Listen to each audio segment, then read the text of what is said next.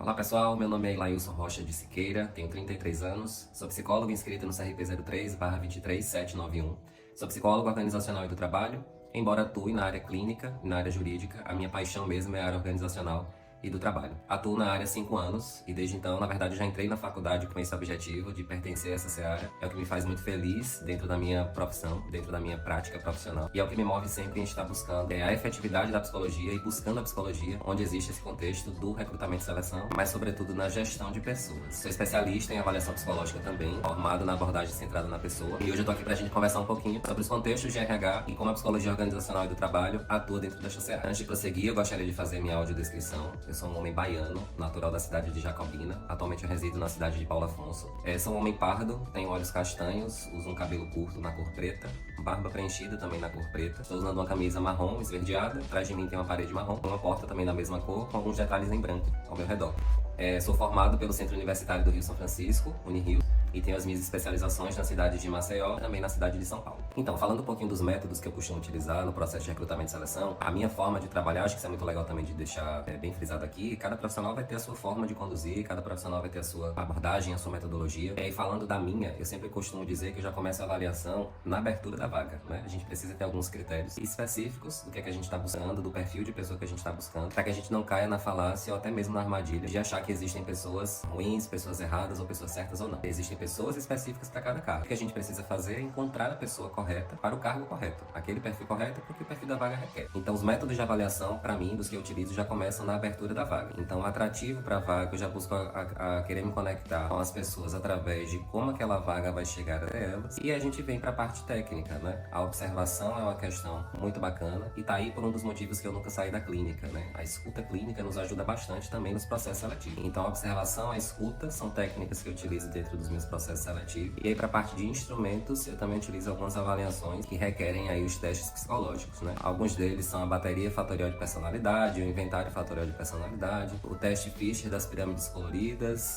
o palográfico famoso, né? Que eu acredito que vocês já possam ter visto em algum momento da faculdade, se não viram ainda verão com certeza. Alguns inventários também relacionados aí que não são exclusivos do psicólogo, também utilizo bastante, e que me dá uma base a mais de avaliação para que essa avaliação ela seja contemplada no sentido justo da coisa, né? Porque dentro desse cenário sempre existirá o cenário que é ideal e chegarão aí as pessoas da vida real. E às vezes são completamente diferentes daquilo que a gente espera e muitas vezes, falando aqui do contexto do interior da Bahia, a gente vai precisar trabalhar com o que a gente tem, com as ferramentas que a gente tem. E dentro desse contexto existem práticas e existem entrevistas que são específicas para esses formatos. As entrevistas semi-estruturadas, as entrevistas estruturadas, as entrevistas que são abertas, que são as que eu mais gosto de fazer. Comumente é bem difícil com que eu use um tipo de roteiro para as minhas coisas, eu não gosto desse formato porque para mim engessa bastante. E isso condiz também com a abordagem que eu sigo, centrada na pessoa. Então dentro dessas ferramentas são algumas das que eu posso trazer para cá hoje para vocês, que me ajuda bastante no contexto e no processo seletivo como um todo. O fator humano também é uma questão que eu sempre gosto de enfatizar e de trazer para pertinho nos processos seletivos, porque a gente vai ter outro tipo de informação daquele candidato, a gente vai conseguir avaliar o candidato, não apenas naquilo que ele diz, mas também naquilo que ele demonstra, né? Daquilo que ele mostra, em qualquer que seja as etapas do processo seletivo. Então a gente vai vendo, às vezes, as pessoas chegam prontas, né? Chegam briefadas para um contexto, estudam perguntas que às vezes olham lá na internet, e aí quando chega no momento de processo seletivo, que encontra, por exemplo, uma pergunta que faça lembrar da pessoa que mais ama na vida, tô dando um exemplo aqui rápido, mas que às vezes vejam fotos também daquelas pessoas, né? Dentro desses processos que eu abro, eu sempre coloco em uma questão lá do formulário de preenchimento para eles colocarem imagens das pessoas que eles mais gostam. E muitas das vezes eu uso essas imagens ao meu favor, dentro do processo seletivo em alguma das etapas, para que eles também se conectem com esse lado pessoal. Até para que eles entendam que a gente não tá buscando apenas o profissional, porque a pessoa que tá chegando junto com o profissional também importa pra gente, né? Sobretudo, ninguém é um bom profissional sem antes ser uma boa pessoa. Então também trago esse fator humano, e esse fator humano me dá subsídios para outros estudos e outras perspectivas técnicas, embasadas no perfil que eu quero encontrar e naquele perfil que eu também preciso trabalhar. Eu sempre estou fazendo recrutamento e seleção com um olho no treinamento e desenvolvimento, né? Para que o trabalho ele não tenha aí alguma ramificação que não seja legal para o processo como um todo. Eu, em primeira pessoa, acho que os testes psicológicos são essenciais para alguns cargos em específico, né? Porém, para os vínculos, às vezes, que a gente vem a ter, no meu caso eu tenho 3 vínculos institucionais hoje, né? Eu trabalho para 3 empresas diferentes, de segmentos diferentes. E nas 3 empresas, elas têm cargos que são bem específicos, assim, pelos seus segmentos, né? Cargos, às vezes, que requerem uma confiança maior, cargo estratégico, cargo que vai lidar com segurança, cargo que vai lidar com vidas de outras pessoas, exceto a dele mesmo, né? Então são situações em que eu vejo que os testes psicológicos, eles nos trazem uma segurança muito assertiva e muito objetiva daquilo que a gente quer, do perfil de pessoa que a gente quer, para a vaga que a gente tem. Inclusive para que a negativa ela também possa ser um lado positivo, né? A avaliação psicológica ela não tem que ser vista apenas como algo positivo para o processo de recrutamento e seleção, como algo negativo também. E negativo eu vou até utilizar o termo entre aspas, porque dentro de um processo de avaliação psicológica, como eu estou dizendo desde o início, né? A gente precisa estar rastreando o perfil que a gente precisa. E aí no processo desse de avaliação, a gente às vezes pode trocar uma pessoa que está no processo seletivo A para o processo seletivo B, porque ela combina mais com aquele tipo de perfil. Então nunca é na exclusão, né, do candidato. E muitos chegam com esse medo, às vezes até pelas experiências que já passaram pelo Detran, por outro tipo de empresa, que às vezes nunca submeteu o candidato ao processo de avaliação psicológica e nunca deu a devolutiva, né? Nem se ficou e nem por que não. Então tem gente que já chega com esse medo.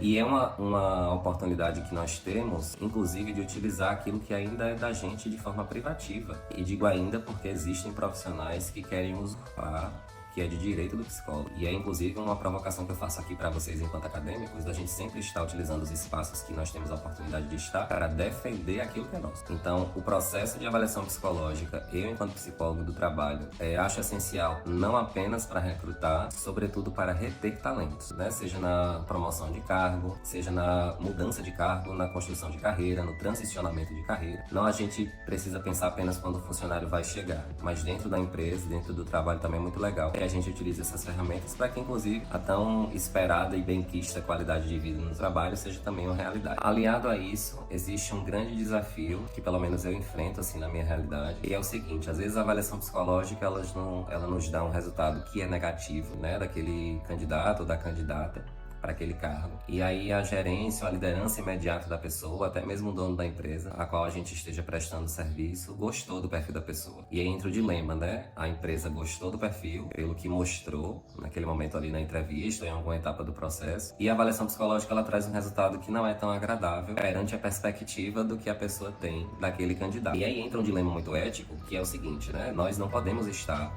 fazendo um processo de avaliação psicológica, sobretudo de recrutamento e seleção, com base nos achismos, com base naquilo que a gente tenha por simpatia ou antipatia, por identificação ou não, né? Nós precisamos seguir o que diz aí o nosso Código de Éticas e Resoluções do Conselho Federal de Psicologia perante a cientificidade daquilo que a gente está fazendo e de como nós estamos executando. Então, dos grandes desafios que eu percebo, não somente aqui no interior da Bahia, mas em outras cidades de outros estados que eu também presto serviço. A critério de curiosidade, Paulo Afonso é uma ilha e ela faz tríplice fronteira com Sergipe, Alagoas e Pernambuco. Então, pra gente aqui é tudo muito pertinho, né, de estar nos 4 estados. E dentro desse raio aqui da cidade, no raio de 400 a 500 quilômetros, eu sou o único psicólogo organizacional do trabalho deste raio, desta região. O que me deixa triste, porque eu queria ter essa base, eu queria ter essa rede de apoio para trabalhar de uma maneira mais ampla, inclusive, né, até para trocar figurinhas também. Mas infelizmente ainda não. Tô nisso com os meus alunos, né? Eu sou professor acadêmico também de estágio. Então tô plantando a sementinha da pote aí na cabeça deles e tô esperando eles se formarem. Mas é por que eu tô dizendo isso? Porque em todas as cidades a qual eu presto serviço nesses 4 estados, eu vejo essa mesma característica. De muitas das vezes a avaliação psicológica ela não ser tão levada a sério, porque o dono da empresa ou porque gerentes e lideranças, elas colocam as suas questões pessoais de simpatia acima daquilo do que a gente está produzindo enquanto ciência. E aí quando a gente tem um vínculo empregatício, a gente precisa encontrar o meio termo, até onde eu posso defender a minha profissão e não perder o meu emprego, mas até quando eu também preciso bater o meu pé para defender a cientificidade daquilo que eu produzo. Porque se nós mesmos não acreditarmos naquilo que nós estamos dizendo ali fruto daquela avaliação, a gente é o primeiro a dar brecha para que outras pessoas também não acreditem, né? Então, dos desafios que eu posso dizer aqui para vocês hoje, o que mais me marca até esse momento é como as pessoas às vezes descredibilizam o resultado de algo que é científico apenas por pura simpatia. E falando em ética, um outro dilema que também às vezes me permeia bastante e que eu encontro de forma muito comum e corriqueira na vida profissional é em relação aos testes comportamentais, né, que as grandes plataformas de RH utilizam. Vou dar um exemplo aqui sem fazer merchan, que é a Solids, que é uma das que eu trabalho atualmente. Todas essas plataformas de RH, às vezes elas trazem uma metrificação embasada no DISC, né? E alguns outros que não vou me recordar de trazer aqui por completo, mas que são plataformas e são instrumentos que não são respaldados e nem são reconhecidos como instrumentos da psicologia, né? O Conselho Federal não reconhece como instrumentos aí que a categoria possa usar. Então, muitas dessas plataformas utilizam esses testes e às vezes a gente vê que tem um perfil dominante, né? O que é ali o executor, o comunicador, o planejador. E são métricas que, se a gente der um Google,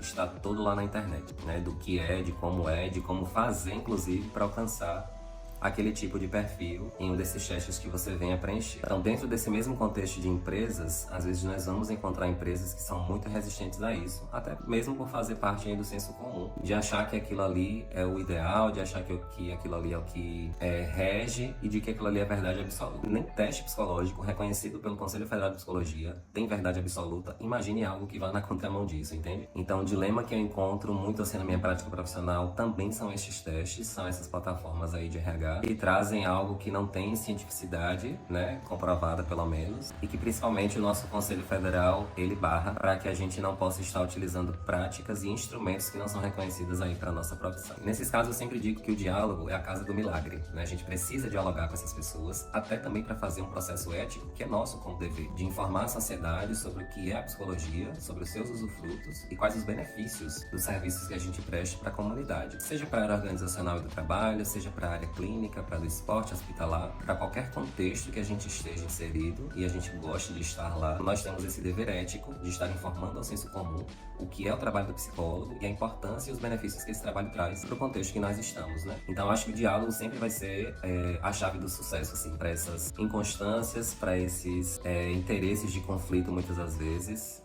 Conflito de interesse, na verdade. E para esse processo, pessoal, que eu sempre digo que é uma tentativa, às vezes, de apagamento da psicologia. Aqui no espaço que eu estou ocupando hoje, com muita honra, inclusive, de estar falando com vocês, é um espaço também que é político. E todo o espaço que a gente ocupar enquanto profissionais sempre há de ser um espaço, sobretudo, de política. E a política que eu digo é um espaço de defesa da nossa profissão. Quando a gente rola o feed do Instagram da gente hoje, sites de notícias, a gente vai vendo práticas profissionais, profissões, inclusive, querendo usurpar aquilo que é nosso, querendo pegar para eles aquilo que é nosso. E a gente não vê outras resistências disso em outras profissões. A gente não vê essa questão, por exemplo, eu não vou fazer uma consulta do coração com um nutricionista. Mas por que tem alguém que quer fazer terapia sem ser psicólogo?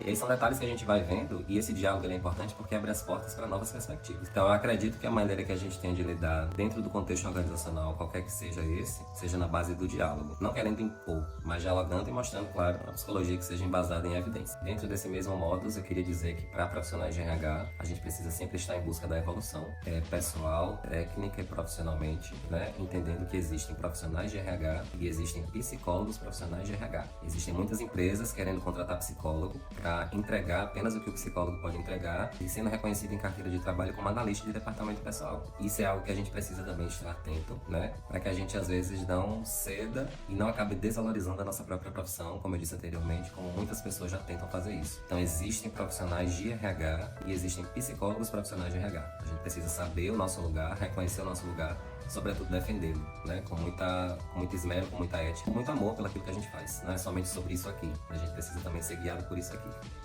Eu quero agradecer a oportunidade novamente e o espaço, né? Agradecer ao grupo pelo convite, deixar um abraço à professora Ana Maria pelo incentivo de estar falando aí com o pessoal sobre psicologia organizacional e do trabalho. E mantenho à disposição, é um tempo muito curto às vezes para um diálogo que requer um tempo maior, mas estou à disposição. Meu contato está com a Milena, está autorizado a passar para as pessoas que assim precisarem. Meu Instagram é Ilailson Rocha, fica à disposição para que a gente possa trocar figurinhas sempre que necessário. Sucesso na jornada de vocês e espero encontrá-los muito em breve aí no Conselho Regional de Psicologia, pegando a carteira de vocês. Um grande abraço.